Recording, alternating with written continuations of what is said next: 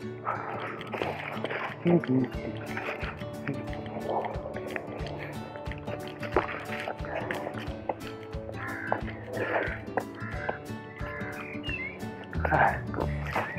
and welcome to this episode of JayManGrow Allotment Diaries.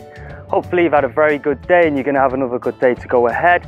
Today I'm going to do a couple of things at the plot, clean out this area just here on the left hand side, maybe even clean out the greenhouse, and then I'm going to get my carrots in the ground.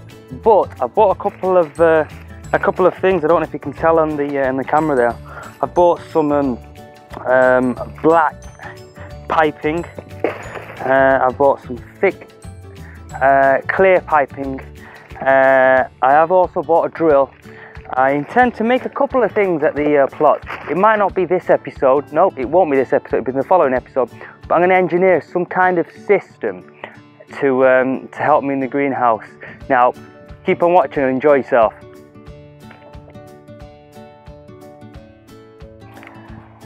Hi, I'm going to talk to you a little bit about carrots.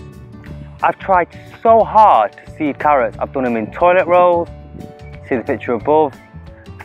They seem to live for a couple of weeks and then they die. I've got another set on the go in toilet rolls. This is my third batch probably. See this side? It's somewhere on the screen, okay? But what I'm also going to do is I'm going to cheat. Apologies straight away. I have been to a local garden nursery garden shop, and I have bought some carrots that have already been done. They look really nice. All I'm going to do is show you how I'm going to put them into the ground, because there's another fellow allotment here who has given me a fantastic tip on A, how to keep your carrots going straight down, B, they'll try and keep the same shape, and it doesn't take a lot of time. Now I'm going to use an official gardening tool. I've not actually named it yet, but it's this particular tool that I'm going to use. This is a gardening official tool. It is an extended version of this dibber here. Now this obviously is a dibber which you put in the ground, make a little hole, and then you put your plants in. So this is a small dibber. This is a big daddy dibber. Okay, so what I'm going to do with this is I'm going to put it into this bed in here. I've got some root veg in here already. I've got my turnips in there. My swede will be going into this side. Along the middle I'm going to put some carrots in just to see if my carrots will survive. Tools that you need for the job: big daddy dibber, okay, trusted ruler to make sure it looks relatively straight, and one of these things. It's a trowel, okay. And then what I've also done is I've prepared some multi-purpose compost in there with a couple of the little rinky-dink things thrown in. But without further ado, let's go ahead and let's start doing this. So the first things first, what I'm going to do is I'm going to mark out. Oh, hold on a minute, I'm going to get my little soft thing. This is brilliant. It's a soft foam mat which you can lean your knees on. Oh wow, it makes it so much more comfortable. Anyway, so what I'm going to do is I'm going to think to myself, well, I'm going to have a carrot here. I reckon the carrot, they don't need a lot of space. I'm probably going to give them about 6 inches apart, if that, okay. So I'm going to use my big dibber. I'm going to start from the middle, straight down, maybe about 12 inches. Make a big gashing hole in there, okay. And then there might have been stones in there, there might have been tough material in there, so when the carrot grows it hits the stone and then goes sideways. But now what I'm going to do, I'm going to add some really loose compost, in there. There we go, put that in, pat that down.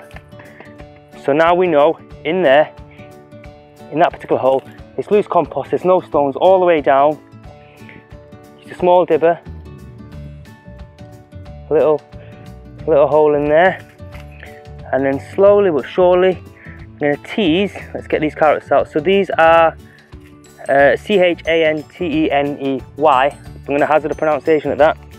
These carrots are called Chanteney carrots. And again, when you buy them from the local shop, information's there, all the information's on there.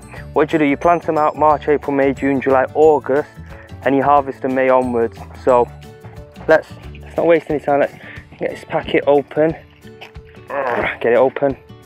Then slowly but surely, let's tease one of these out from the bottom. Okay, trying your best not to disturb the roots, but it can be quite hard. There we go, we've got two. I'll take my gloves off for this part. Put the official tool just on the side here. And slowly separate these. Oh, they've got some beautiful roots on there, some beautiful roots. Okay, oh, use that in here. Just push it in with your finger as much as you can. Oh, let's make that dibber hole just a little bit deeper. There we go, making sure there's no air gaps in there at all. There we go. Seems a bit like a long process, but if you get a delicious carrot, you'll be more than happy. There we go. So that is number one. Okay, so there's this here. That's number one. Let's start on number two now. Okay, as you can see, I've done 3 lines there of the carrots that I plugged. It's taken me almost 45 minutes to an hour. So all that's left now for me to do is just give it a good old watering, and then I'll be happy with the job. Today, really gently with the water. Don't want to kill the plants. And then that will be my carrots. There we go. Pretty pleased with that. One of the things that I've realised is the people at the allotment are very friendly. I don't normally do shout outs, but I want to give a shout out to a gentleman called Mick, who is just another YouTuber. The reason why I like Mick is his content is so funny. He tells it as it is. You know, he talks about things that happen in his life, what he's doing, you know, some of the good things that you see at the plot, some of the bad things that you see at the plot. That's a little shout out to Mick. I'll put his description, his link below. If you haven't subscribed to him, please do. He's a really funny guy. Okay, thanks for joining us and watching this episode. What I'm going to do now is, similar to my carrots, I'm going to be putting it in my cauliflower. Now, these are the ones that I forgot to sow, and these are actually the cauliflower white XL version. Again, they didn't cost a lot. Obviously, seeds would have been a hell of a lot cheaper. Hiya. And these are the ones that you plant out in March through to July, and you harvest from June onwards. Again, all the information is actually on here with regards to plant care, water, so forth and everything like that. But what I'm going to do is I'm going to quickly whiz them in the ground, and because they are cauliflower, they do need a fair bit of space. I'm going to put them with my cabbage because they're in that same group, in that family. I always forget whether they're legumes or brassicas. I need to check. What I'm going to do is, this is a bed that I've already prepared. Lots of love and labour has gone into this particular bed. It's full of weeds like some of the other beds around here, but now what I'm going to do is I'm going to decide I'm going to put in 1, 2, 3 in here. So the type of tools that you need are a trusted ruler. I always keep a ruler at hand, a trowel, okay. Sometimes you need a dibber, but today we're not going to need a dibber. I'm quite organised. I like to keep everything at hand where I can see them as well. That's one of my things. So in here, you'll know from one of the other episodes, first thing I did was when I bought them in the pack here, what I had to do is I had to take them out of the pack because all the roots were getting intertwined. I put them into this tray over here. Now in here, I've got 1, 2, 3, 4, 5, 6, 7, 8, 9, 10, 11 of the cauliflower, and I've just wrote on there transplanted 15th of May. It's now about a week and a half later. The reason why I put them in there is instead of putting them straight into the ground, I wanted to put them into a little pot with some multi-purpose compost around it. Okay, just so that they can grow into there and get used to it, as opposed to putting it in there with all this soil. I felt, personal opinion, within the multi-purpose compost, it was going to be able to sit easier. And then when I transplant into here, what I can do is, with the trowel, dig a hole, almost slot the whole thing in. That way, the roots aren't getting disturbed again. So let's not waste any time and let's get this done. Again, can't waste much space because my cabbages are here. So straight here, I'm going to put one, let's say about here. Let's get my thing over here. One about halfway here, and one about here. Okay, so let's dig that hole, dig this hole here, following the ruler along. Let's get my first one out, pop it upside down, give it a magic tap, pop, pop, pop, pop, pop, pop. The whole thing comes out beautifully. Slide the whole thing, I start in the middle one, right in there. There we go, put that there.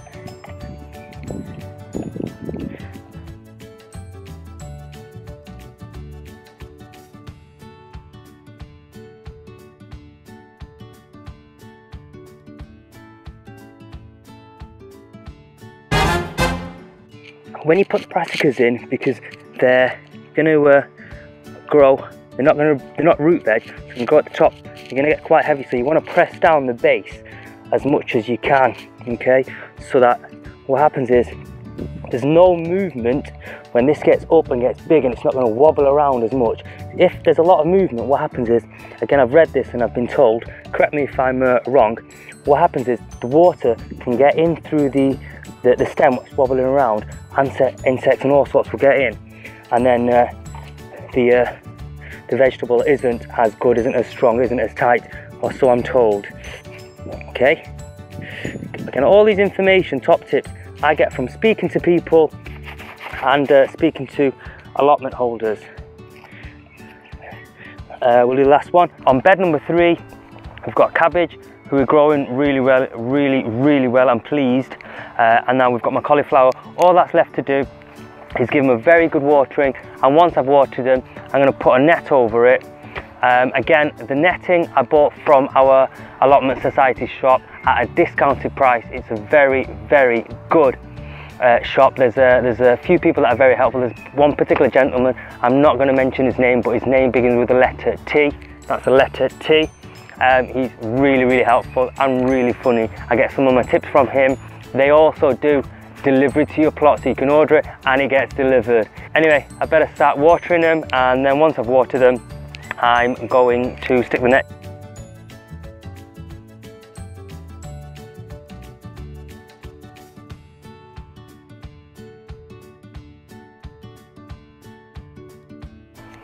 So as I'm actually fiddling around with this netting, I'm not going to lie to you, I can hear the crows, and I'm saying this and I'm not joking. There's crows out there in them trees, and crows out there in them trees, and birds thinking, hey, here's our dinner now. What time is it? 7:15 in the evening.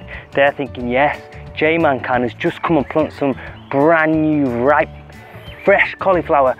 Let's go eat all of it. Ain't gonna happen. Put the net on, it's a nightmare getting the net on.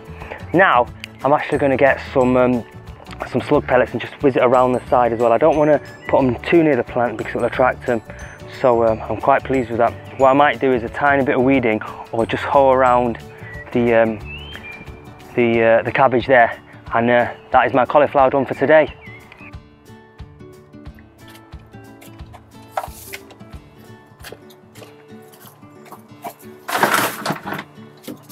Okay, so thank you very much for watching this episode of JayMan. If you liked it, give it a thumbs up, share and subscribe, tell all of your friends.